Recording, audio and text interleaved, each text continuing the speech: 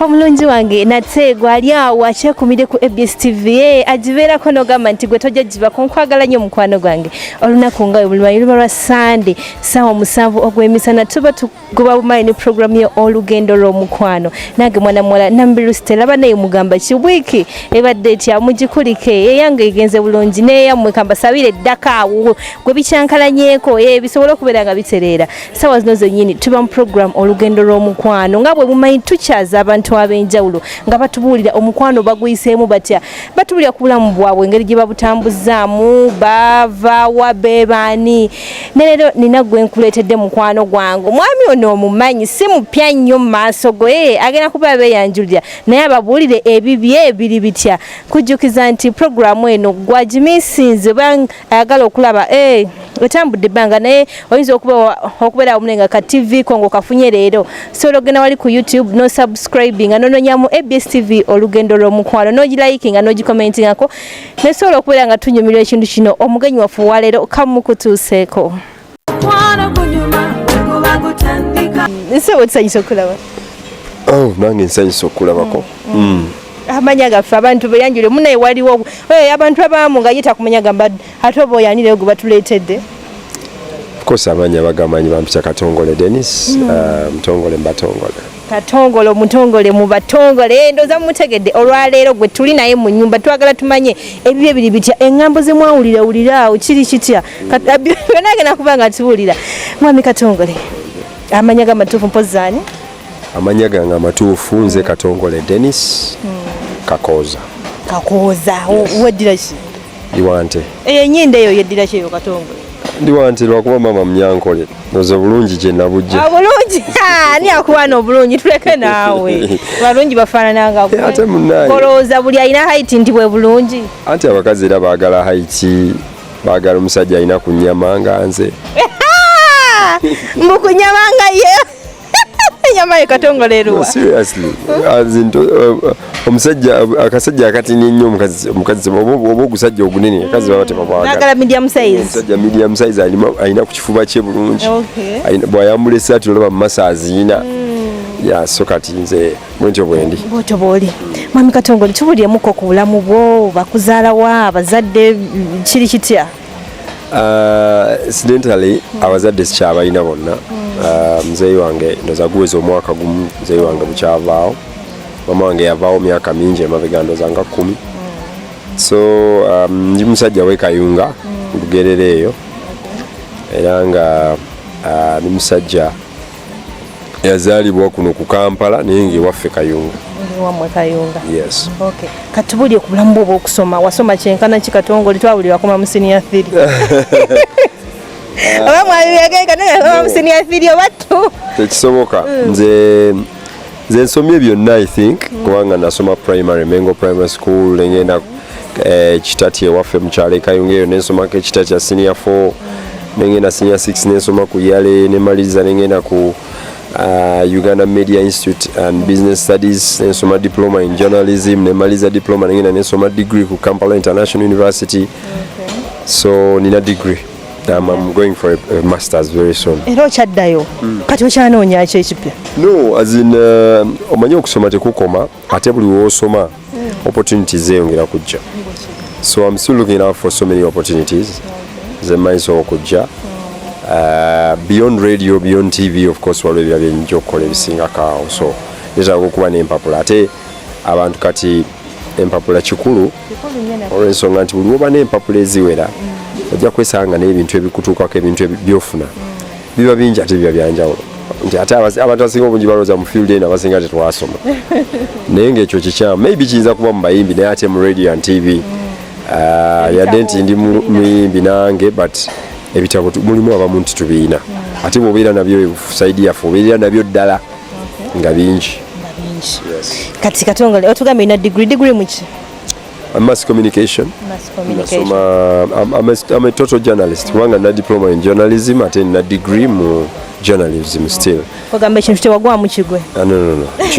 Nkimanyi kyonna nakisoma bulungi nnyo. So nkikuguseemu nkirinamu experience ate nga nsomye. Ng'okitegeera bulungi. Okay, katubulire ku lugendo lwo paka like ku bulamu otandika otya obulamu nga gwe tuvudde mu bidi eby'essomero ebyani otandika otya obulamu nga gwe mu media wise okutuuka abantu okumanya watandikira wa? Nze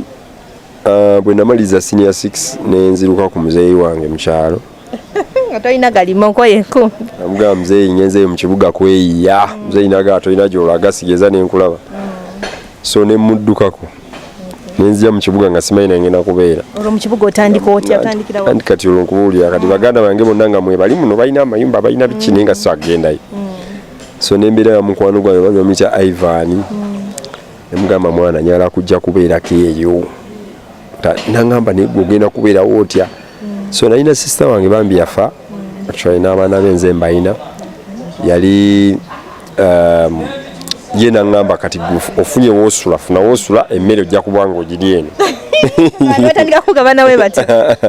Kati nga nsula eri wa mukwano gwange naye ng'emmere enkola ki ngiri eno naye nga mbuuza naye ogenda kukola ki mu kibuga. Ne mugamba nze ngenda kukola ku leediyo. Ne bansekerera niwanga negwe kasajja tekisoboka. Nze ngenda kukola ku leediyo ate sigenda kumala yadde emyezi emingi ennyo nga sinakufuna. Kati naye already njagala nnyo katemba nga ate njagala nnyo n'okusamba omupiira. Olwo ebiseera ebyo nga nga kikyowulira ekikuinspiring okwogera ku radio nga ni gw'owulira kubako? Saasooka kukirowoozaako nnyo. Nali ngamba bugambi nja kikola nga byakusaaga. Naye nali nsamba nnyo omupiira nasamba omupiira mu express paka wankulukuko eyo nasamba nga nteeba nnyo ggoolo. Naye ng'omupiira gunkooyanya ate nga bemugenda bawo 2,000. Olunaku lulamba. Kati ng'oli awo tolina kyomanyi ki kyogenda kyoliko. Naye nga nsamba bulungi nnyo mmanyi okusamba omupiira bayira. Kati naye ng'ate ku ssomero nali nga mmanyi art kuzannya mizannyo biki. So nempulira ku radio nali mpuliriza radio waliwo olumu lwe nawulirako radio Simba. Abasenkuge bagira nali siri nnyo wa radio zino ez'Oluganda. Naye nali mpulira olumu nga mpulira boogera ku radio Simba ne njiwulira mu kaawo. Ngenda owulira nga muva wala agamba nti bannaaye Musenkubuge baga twetaaga abazannyi ba katemba mujje ku Pride Theatre. So negenda ku Pride Theatre ne batuwandiisa awo Muvala n'atuwandiisa ne tutandika okuzannya. Kati Basenkubuge bandaba mu talenti era ne banditaininga nti gwe gayi beerawo wano kirabika tulabuka osobola okuzannya testinga nga balaba ndi sharp nnyo. Kati ngenda okulaba nga ebyo basajja bakola ku radio. Nze nali muntu awuliza ennyo Ssanyu ne Capital nga bino ebyoluganda sibigenda nnyo. Kati nendaba nga bakola ku radio ne ngamba naye nalina dream ey'okukola ku radio. Lwaki seekwata basajja bano? Kati waliwo omukwano gwange yali enankulaba gye nali nsula eyo sayidi eyo nga ye nga bamuyita Junior ng'akola ku radio. Yali akola ku radio y'abasiraamu. I'm forgetting radio y'abasiraamu eri awo. Kati oyo ya inspiring actually nga ya akola ku radio ngamba gwe nkyampuliriza bwe nkola nempulira bwayogera ng'ayogera naye ngeri gy'ayogeramu ng'ayogera bintu bya laavu nga ono gaya like byayogera ko tabitegeera. Nengenda nentandika okwerekodinga ku butapes ne muwa buteepu ng'awuliramu nangamba gwe gayi mwana olina eddoboozi lyakabi nnyo nemugamba okakasa nti kati gayi bambi natandika okuntraininga nangamba ojja kujja ku Radio Africa, Voice of Africa actually. Yes, bali bamita Junior ng'ojja kujja ku Voice of Africa.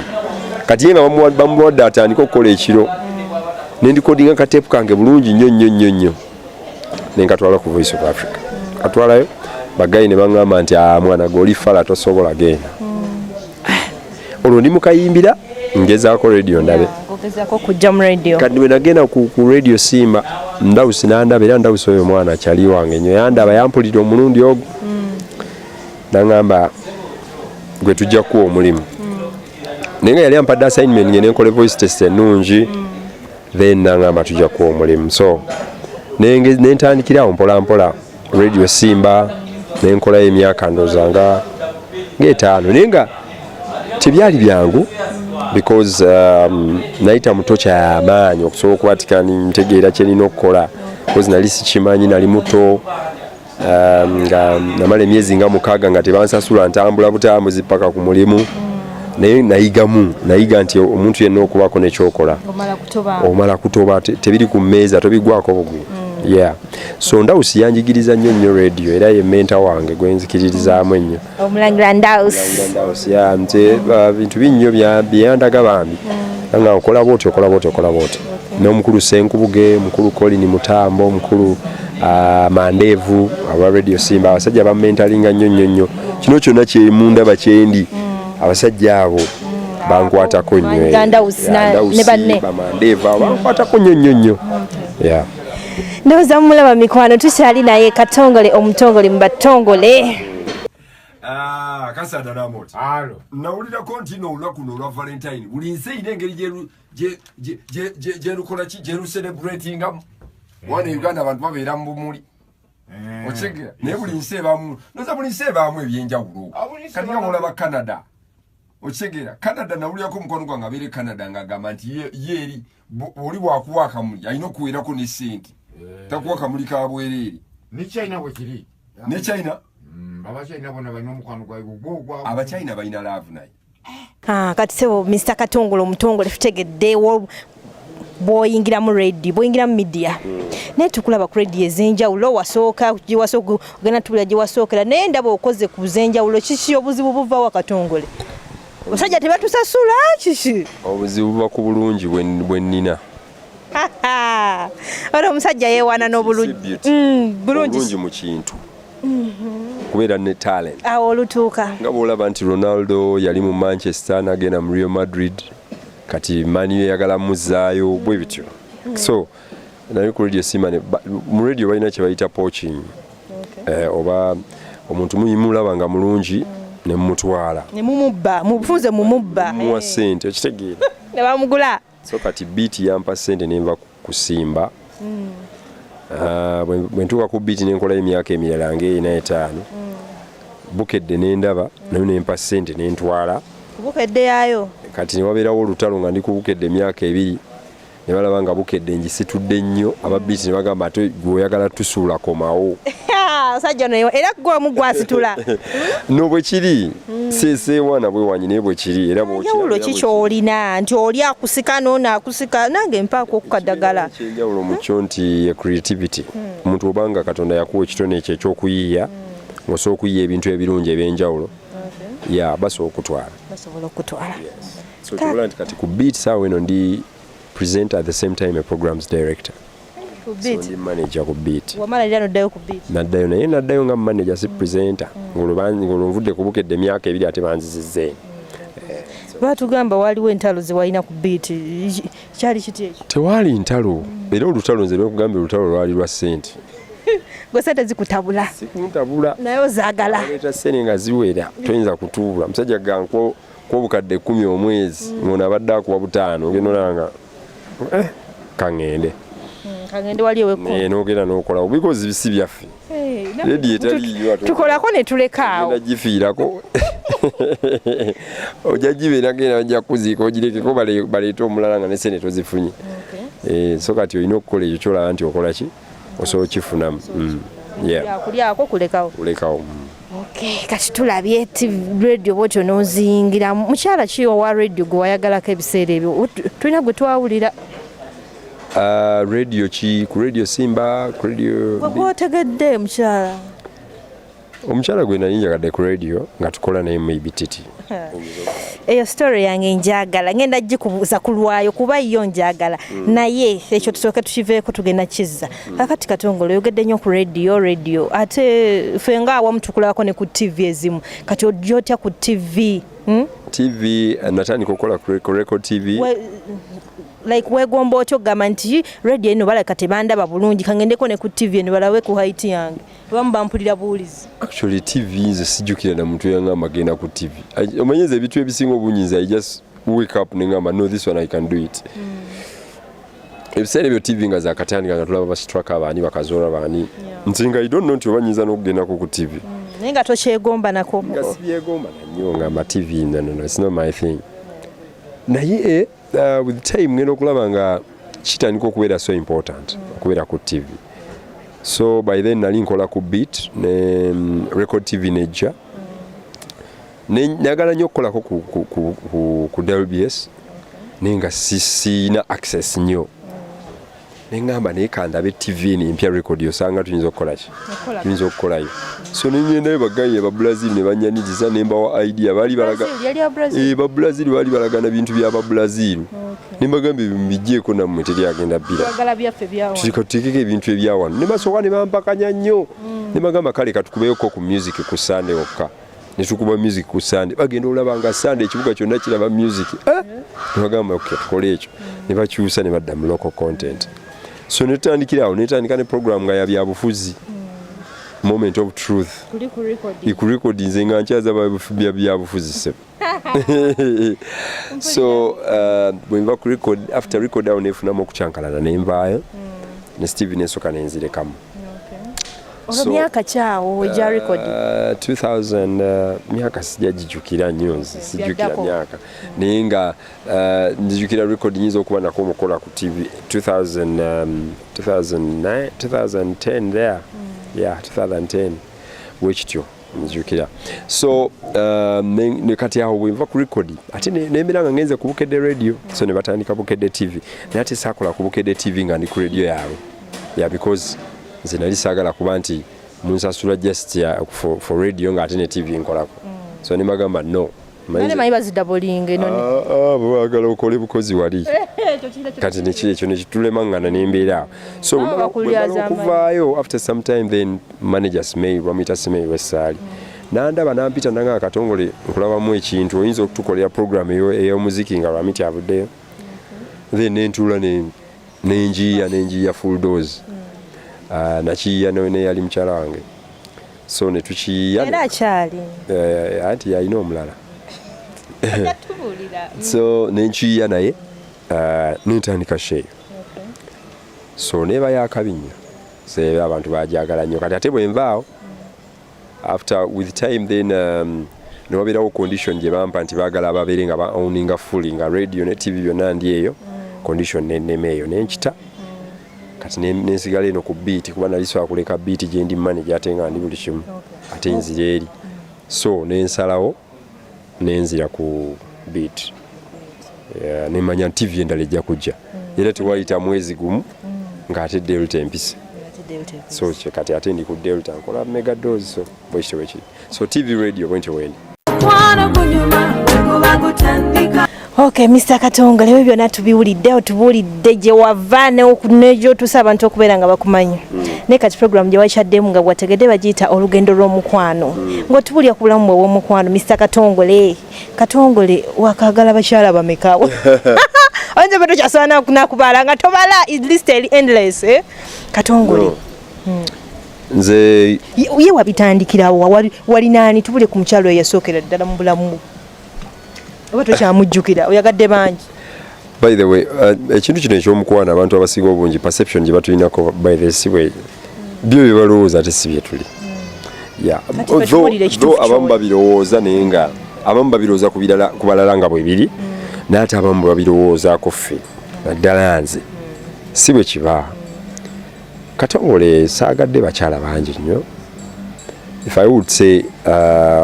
oli bwe mugamba nti nakaagalako abakyala ndooza nga 3-4 ayinza okugamba nti amma abalabi ekyani akikkiriza nti Katongole ono yakayagala ku bakyala 3-4 ddala bakubuulira girlfriend wange yasooka bali bamuyita Dora then Dora byali byakito girlfriend wange owokubiri namufuna ndabye nali ne Dora nendaba Anita ng'okyalina eddola nga talina kyakkoze abula omuze gw'okutaayaaya nga gutandise nalaba bulabi oli n'olulaba gamusinga nendaba nga bwenna okubeera naye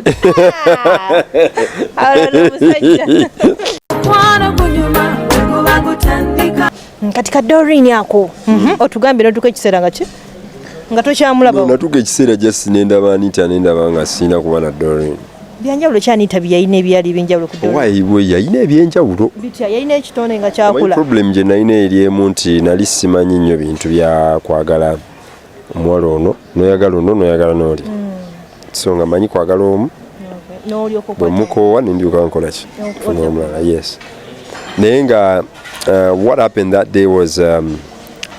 nali out nga nali nze namanyire okutambula nga ntambula ne Doreen tuli out tuli abo nga sisobola kugenda wantu wonna nga siri naye okujjawo ngaoba maybe ndi ku mulimu naye bwe kigamba nti kugendako out baala kulaba mupiira kukola ki club biki byonna tubeera apa kati kulo nagendako out nga siri naye no ne friend wange waliwo mukwano gwe baali bamuyita Chris tugendako out ku National Theatre kati yo nendaba Anita agenda osanga nga Chanita kino kyatukudde okusinga nnyo manyiza omuntu eba mulabye ankyankalanya engamba bulijjo twesiba ku gundi ng'ebyana gyebi ono ate bulijjo mu Uganda mwali jjukira emyaka gyange gya kivubuka ndi muto wanze natandika okukola by that time nali nkola already nga ndi ku Radio Simba so nali namaze ne Dora emyaka 3 naye nga buli kimu kyali fine naye nendaba Anita. It was my first time actually to like nkwana omuntu nga nina girlfriend nembira nsoka nembira n'obuzibu bw'amaanyi nnyo balaba Dora mwagala nnyo ati no Anita naye najjanga naye alina akasiri kangi naye nga njagadde nnyo kwa by then boyfriend we yali amunyiziza biki ngali mu disappointment ngali mu revenge ngali ayagala kulaga boyfriend nti nafunye olulenzi nafunye owakabiye kati awo ne tugwanganako. It was a very hard situation by the way. Kati awo Dora ddayo tano omugana nti Dora nafunye akusinga kati Dora agenda okulanga embeera zange zikyuka nga yali ajja buli lunaku nga mwezi ojjayo lumu abasajja bannaye abakazi balina nabumbasasira seriously gwe neesaka kunywa bintu bino tubuulire katongole ozeewo tubuulira kubanga I don't know baba alaba okay kakati Dora nze yali ajja buli lunaku sikyakola ki sikyajja nga buli lunaku nalina omulaba buli lunaku naye nga nyiza omala wiiki nga simulabi nagamba omwana natandika okukogga Dennis abadde ki bakwina ebyakatongole nze ekuva edda bampita nnyo Dennis abadde Chris Dennis kyamutegeera lwaki takyagala kunaba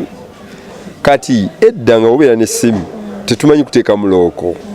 esimu ebeera awo nagala akuba openinga agwa ku message awo wennyini nga Dora agudde ku message omulungi wange katumulemu katono tuwulire omusajja emiggo gye baamukuba ejja mu message ate temuvaawo tulinda waliwo na biri byemumanyi byonna agenda kuba bitubulya katukomewo ekimu kyaffe ekyokubiri tumanye katongole abakazi ababiri awo yabakyanga atya zekaze zino embala ezendala zalina mu maaso naye katukomewo mukwano gwange temuvaawo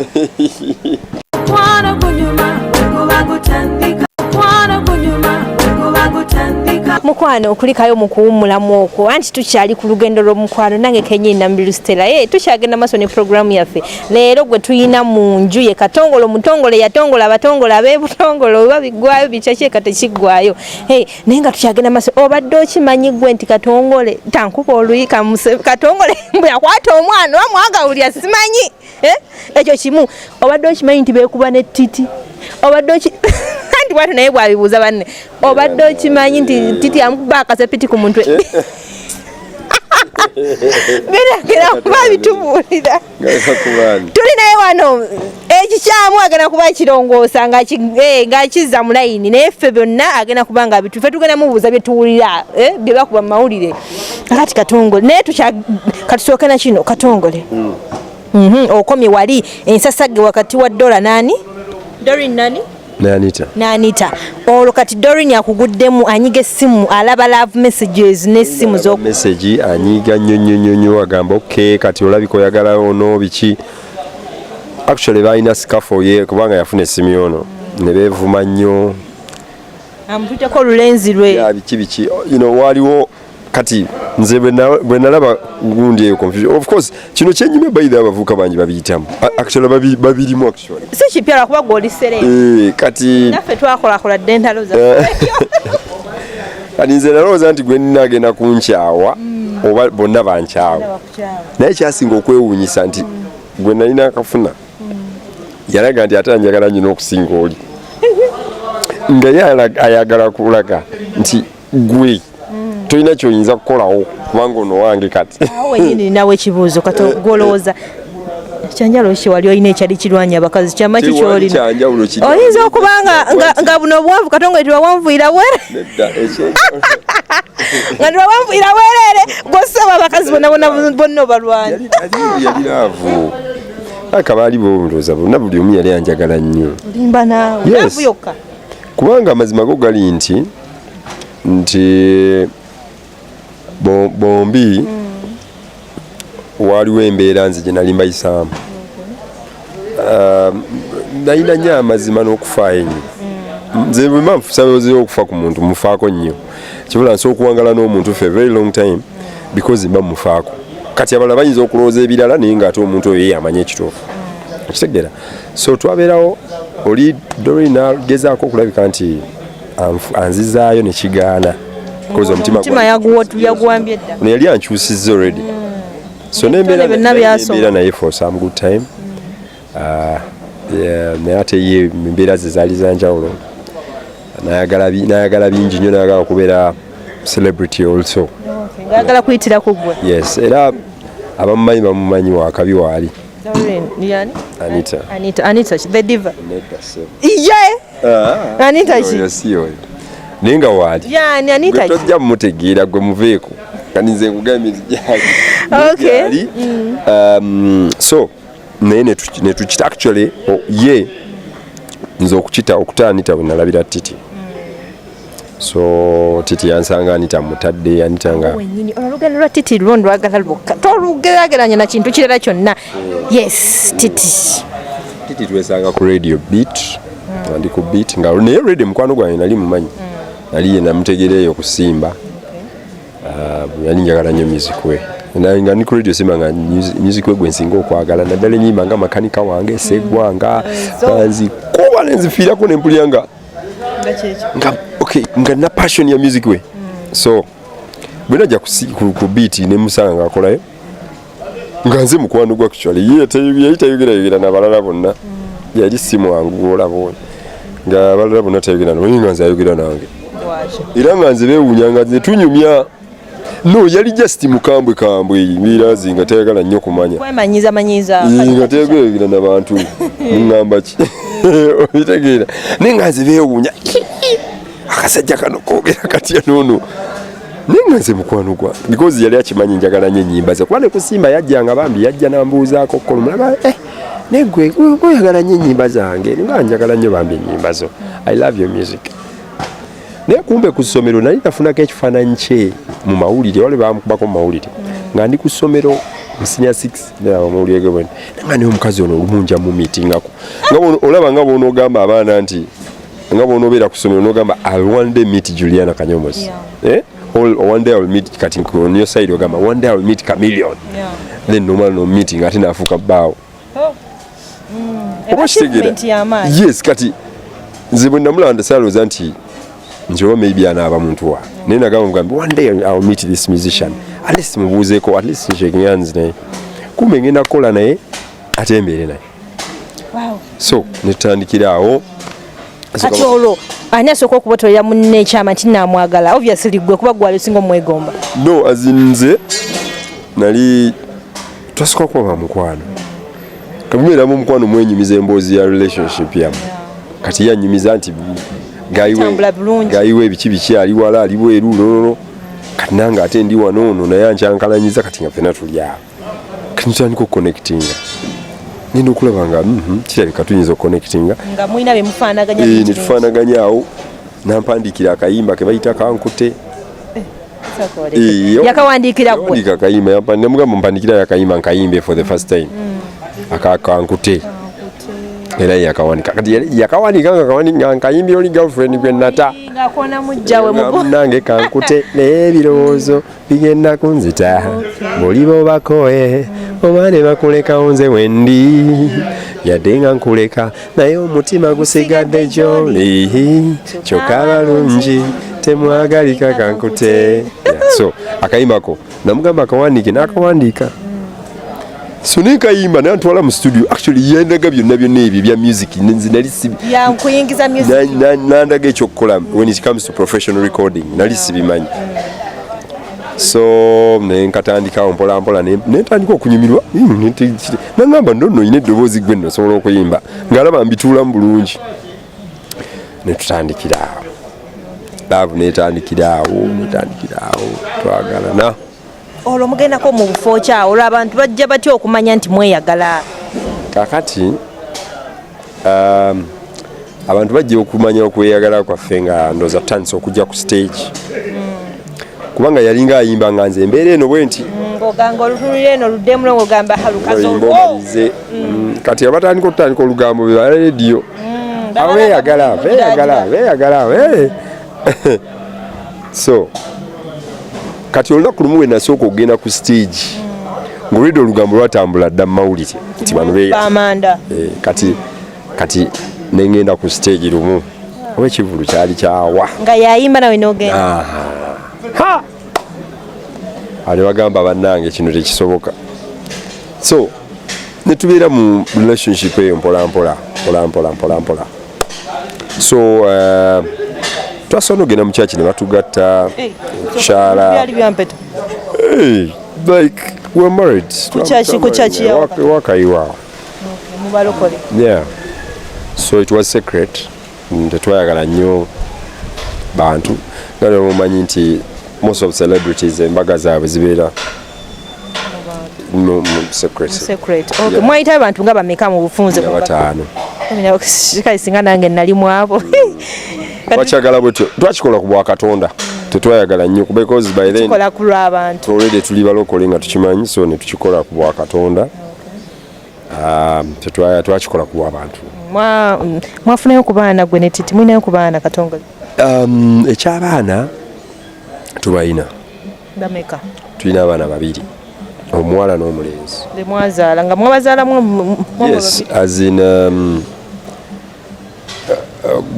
bwengamba kati at this point nze n'omulenzi yayina omuwala byomu yasigaza owuwe wayagala. Owe gwayagala oba owe gwazaala? Katongole beera kiriya. I would say gwayagala because nsobola muba mujja kubonna nembeera nabo. Ninabeera just sabeera saaga kubeera selfish. Kitegeeza wayina omwana owo ne Titi yayina owuwe naye nga temugatta waawo. Ekyenkugamba kiri kimu kyolina okumanya kiri kimu nti ye namuwaako omwana omuwala owe gwawulira nti akwayagala nnyo. Naawe n'osigaze owuwo gw'osinga okwagala. Omu n'abeera mirembe. Tukitegedde ndooza naye mukitegedde awo buli omu yatwala owuwe gw'asinga okwagala era buli omu n'abeerayo n'emirembe gye. Omu ali mirembe. Tukyagenda mu maaso n'omwami ono Mr. Katongole omutongole. Kati tambudde awo. So tutambudde tubaddewo tukoze. Oluyogano luvaawa okuwulira nga mwatera okutuuka ku ssaawa eyawukanamu awo. Kakati bibijjirawa? Twatuuka ekiseera nga buli omu alaba kale pressure buli omu ng'emuyitiriddeko. Omanyi olumu bwembeera n'amannya nga mwenna muli b'amaanyi. Buli omu aba alaba wakanyama. Olaba nti Beyonce ne Jay-Z baagalana naye bateeka okuba basaba buli lunaku. Pressure gye balina nnene. Balina pressure. Buli omu awuli asobola okutwala munne mu maaso. Okigedde. Of course obuyinza buba bwa musajja to drive. Ne kati abakazi Katonda yabatonda mu ngeri ndala nnyo. Tigwe omukazi wobeeramu ne ku busente n'obeeramu n'erinnya. Owulira mbu oyagala odrivinga omusajja ate nga tekisoboka. Kubanga ate omusajja gweyagala okudrivinga ate byonna abiyina. Alina ssente alina n'obuyinza. Kakati ate gwe naawe oyagala mulaga nti kati ne tubeerawo bwe tuti. Nga mizaani tebalance. Neyomanyi ne tutuula babiri nga neyomanyi n'ekintu kino okubuulire kiganye. Kubanga nina byenjagala naawe nina byoyagala. Tulemedde okukola ki? Kwatagana. Lwaki buli omu takola bibye? Ne kituzunza emyaka ng'egi nga mukyanoonya solution. Abantu banalowooza ki? Kitegeeza ffe tugenda okumanya nti mwayawukanye ejjo nga mwayawukana dde emyaka 2 emabega. Twakisalawo nisooka nitubeera awo. N'ekisenge mwali mwayawula oba nga omukyebbirirako? Olwedde twali tulimu abeera bibye naye nga temusobola kumanya 2 years. So twakikola professionally up to when wekyavaayo kubanga nze namugamba gwe owulira ngaoli free nga kulaga abantu musajja omyamoke kyobola nti lonchi bwe yajja nze lonchi yagenda okujja byonna nga mbimanyi n'abalaga omusajja of course wano wenalaga nti bikinwanamuyo katemba tewali nnyo mazima gwe yavaayo n'ogamba kale tajja muwasa kale oba mwanjudde kale amukube n'empeta tunaalaba yali sho tebyali bituufu. No, kyali kituufu naye nga nikugamba nti wakyogera okulaga nti olumwa so nga naawe watulagadde omukazi omulala kati ate mukazi munno bwagenze like yali mukazi obwagenze atolaga olumwa kiki anti nedda saalaga kulumwa mu mukirowooza kuba mu mwalumwa actually shege mu mwalumwa olw'ensonga nti nze tewali kyennayogera nze nabagamba bugambi nti mubeere bakakkamu ekituufu kijja okitegera nti of course omuntu aba asuubira olutalo oba asuubira okuwulira obubi aba asuubira biki naye nga already nze gwe emyaka 2 omuntu oba watereera dda singa kyali kyakapeninga oba nga kiguddewo kuolwo nti twekyaye leero enkyala z'omusajja wandibaddewo bizibu byandibadde nakati bikyaliwo yes so naye kati kyali kyapeninga nga nkimanyi omusajja already nali mumanyi for 2 years so tewali kipya yes lwakuba mwali temukimanyi kuba twakyanulinga professionally nga tetwagala nnyo wabeerewo ebyo ng'ebyo byemulaba mu mawulire gemukola bagayitani agataliyo okay kakati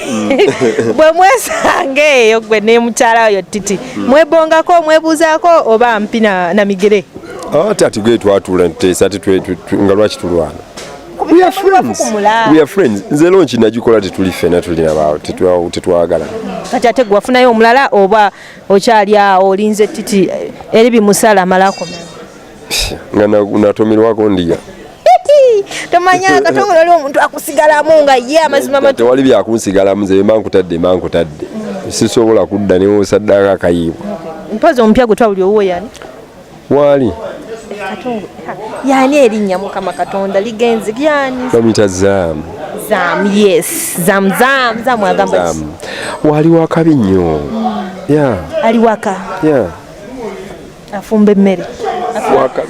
gwe kyolina okumanya wakabi ebyo tobibuuza nnyo ebirala ebitone nalabanga biwera ne bajja ne bamubba naye ani amubba omanyi bwafaanana mumanyi mumyufu namulabako okuyimira naye sivuganya ebitone n'ebirabo byonna byawera kabi just waali mweyagala kubeera nje siina muntu tekisoboka ate nze sitanga siina tebakulimba sikutanga siina era ngenda okugamba tambule wamuddeyo omwe gye bakuzaala nga nina omulala kiba kitegeeza bulijjo obeera naye ng'okola obwenzeeyo ng'onoonya sibuba bwenzi wemba mmanyi nti nakwetamu amba nina okufunawo substitute amangu ago teri byakulumya mutima teri byakummanyira ngende nnumwe nkaabe enfe neesule mu kinnya bwatongole nga wakaabira ku siteegi nojja ku siteegi wali maama n'okuba emiranga oyo katemba ani yakaaba olina vidiyo nga nkaaba bannaye bagiplayinga mma mulabe nga nkaaba ije ku siteegi n'okabira omukazi nankaabye ki mubaweddeyo yes yali bulungi mupate manyi yambala pate dress ze ng'ayimba bulungi decent nojja n'okabira ku kiteeteeyi ky'amazima nze omuntu omu yekka gwe nali nkaabiddeko sijja mubagamba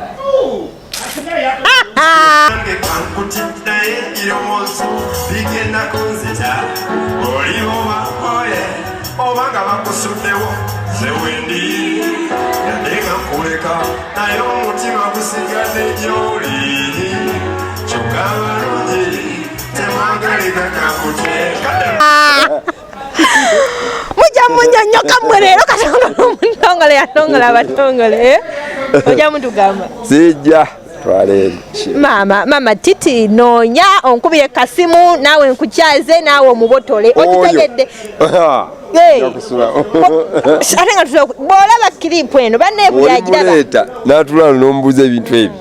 ojja kujja nkusasule buli agiraba kilipo agitambuze paka yo mundu wako ku Titi ye waba tagirabye Titi nkwagala nawe omwabye nga ye bwakwabiza sinna mwabya njogedde ki naawe kale tonnamwabya kale naawe oyogera izo bayi na kyatulimbye nawe tutangaze Titi musanyufu gwe otya kuzaamu ono gwe yafuna Titi musanyufu ne baawe era they having a good time but actually bagenda ne mu church Katonda abakoledde ebintu bingi. I'm happy for them.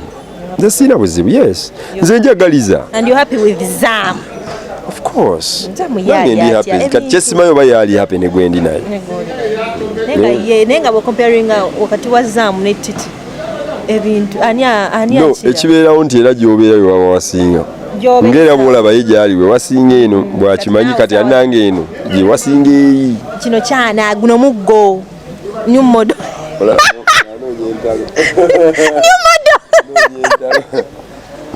Era bw'obeera moroka empya era of course emanyi bandala nedda kyekyo kati n'oli munne naye yafuna empya baawe yafuna empya kanaye nafuna empya si kumukuba kugenda nafuna motoka gwe bakubyeko aba akyali mu maka kati nja gwe baawo n'agenda n'akubako omuwala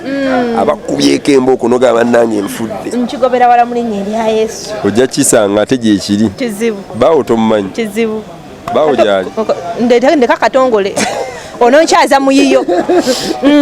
nakati katongole yes ebyo natubiwulidde ebya Titi biki kati katongole waliwo olugambo olulala olwayitingana katongole yakutte omwana banendooza mwalulya lwali lungi katongole yakutte omwana abazadde b'omwana baagala musiba oba baakusiba nako kyali mukyala Titi ne ebiseera ebyo ng'akyalina amaanyi ng'akyayogera n'avaayo n'amwenagamba olusajja lwange mululeke terunakwata ku mwana n'akaba n'amaziga omusajja lwange muluwaliriza banne katongole kyali kitya amatubulire ekituufu mwalaba yakaaba olw'okuba yali amanya ekituufu nti saakikola ekyaliwo nti natwalako omwana oyo neiba baffe naye waaliwo engeri y'akazannyo nti waaliwo abaali bakirimu emabega nga baagala okundyamu ssente waliwo abakirimu emabega baagala okundyamu ssente nga bakozesa ekyo kitegeera naye nga tewali kyaliwo poliisi yanoonyereza tewali kintu kyonna jasinga bona otwalako omuno omudropi nga wali kati bo olwokuba balina essimu yange nga bampeerezaweereza obubaka tutumireko kati ne bayitamu ekyo kati awo kwata kuvaawa kuba kyemmanyi omwana we bamukutte bamukebera ne balaba nga tali bulungi oba waliwo omulala yamukwata naŋŋamba nti gwe watwalako sitange nti wamusobyako nti kyekiraga okitegedde kati nekitandikira poliisi nejja jangu onnyonnyole ngenda ne bakola investigation nga tewali kiriwo that was it lwakuba nti it went out of proportion inakwegaana kiri katongole nekyona ensi yonna nekuba bannanga omusajja olwokuba katongole amanyiddwa abakazi bonna bayagala newakera ku makya nabyagala ani amufuna naye nga mwagazi anyankagazi akyoli yali mwana muto bambi I couldn't do anything katongole era olina kwegaana byose toyinza kukkiriza newembanze kati nandibadde mbe ntambulira mu buto nandibadde bwe ntambulira mu layini eyo kuba mabega nga bwendimu naye sitambuliramu ebyo ekyo kyali kyangwako bugwi nekibaawo naye nga kizibu kyajja naye bali banakupaatiikako buli omu bamupaatiikako naye baali bakuwayiriza naye kati fe obuzibu nti fe batuwayiriza biba public bwa bakuwayiriza bwa buli omu nalowooza kituufu naye nga tewali kiriwo bantu kyobula mukyala nga yayimirira nange that time nakakasa abantu because newe natwalako omwana era namugamba ntuteko omwana newe bampita namugamba kino era bwe twali poliisi twaliyo ffenna tibana ekiriwo ekiti so she knew kati yakaba nga alina obusungu alabira ddala baagala okunziba omanyi problem fe abantu batulaba ne balowooza nti tulina ssente oli akulanaga katongole tasobola kubeera talina bukadde kale yawo wabaawoko obusente obutonotono naye sife abagagga ennyo nga bwogo emanyi mu Uganda muno abantu abamu abalina amannya be balina ssente kati gwe katongole okubeera n'erinnya nga lisinga omugagga w'omukikuubo omukikuubo alabira ddala nga akaana kabeera katya n'erinnya nga nze ate alina ssente empitirivu siina linnya lwakuba nti gwe olina talent abantu okutegeera ku talent yo so that is how it is banaye omusajja ono taggwa malojjo kakati Katongole naye lwaki abasajja we mufuna ssente mwefuulira bannammwe kuba Katongole twawulira nti wali awo ssebo nga bakusuza bwe wafunira ebizibu awo omukyala we nakukwata n'akusuza Titi Tabero Tendo n'akusuza simanyi mboina wafunamu obuzibu nga tolina adde 10 omukazi nakukwata nakuteeka mu nju ye n'akusuza naye ssebo olw'okuba kati omusajja omukyala n'akufubako kati ovuddeyo mwasulanga mwenna mbu yakusuzaako Katongole kati olw'okuba ofunye ku ssente omukyala kwe kutandika okumwefuulira okutandika okubeera ne Titi nga olwedde ewange ninawo napangisaako kale naye okumugamba nti muleete ewange ng'olwedde nina ewange ate kati nze nkubula lega ebyaluga abantu boogera ebyatamanyi ebyo tebibanga nawunzi tebangoba mu nnyumba batya naawe olwedde okubeera naye kugamba nti kanzire naye yennyini si ye mwangu ngoza ye yali akkiriza mutwala mu muzigo okitegeera era yangamba boyagala nze mbere naawe sooka oziime wala ennyumba neŋŋamba leero teri byakwema maaza nensooka nenjiteekawo era ennyumba weeri awo nina amaka malungi nyaawe bulenga biraawo so wegali nitulyoka tubeera ffe so ebyo byakiyaye tewali kiriwo ati Katongole twawulirako nti nno gwe olumu omanyi okamula ku Joyce wa Zanny Brown bannaye ndooza mwagolera nti Katongole ono ne Zanny Brown waliwo ekigenda mu maaso Zanny Brown mwagala nnyo ngani mukwano gwange leka naawe ate era mumatira nnyo music we style ye mumatira kyomala nti olumu embeera ku TV bo oluyimba lwe nempulira nga oshege nze waliwo omuyimbi gwe mpulira nga mumatira kati matira nnyo Zanny Brown music we matira nnyo Grace Khan matira nnyo Maureen Natume music Stacy Amayanja waliwo abantu abamu nze bankolera oshegeera like that mu bakazi bantu abo bentunulira neŋŋamba yes naye lwakuba Zanny ate ye mwagala nnyo ate lwaki bagamba nti wakuba ku mipiira gye lwaki tebagamba Maureen Natume kuba naye omumatira Zanny Brown ndooza lwakuba tebamanyi nnyo omusajja we balowooza nti ndi mwezo kati gwe nti gwakamula no Zanny Brown we are just friends bambi she's not we are not dating we can't date ffena tuli baswaga nnyo tetuyinza kwesobola kati ate Benetiti ate okwata Zanny Brown oba okyonoonye okyegera so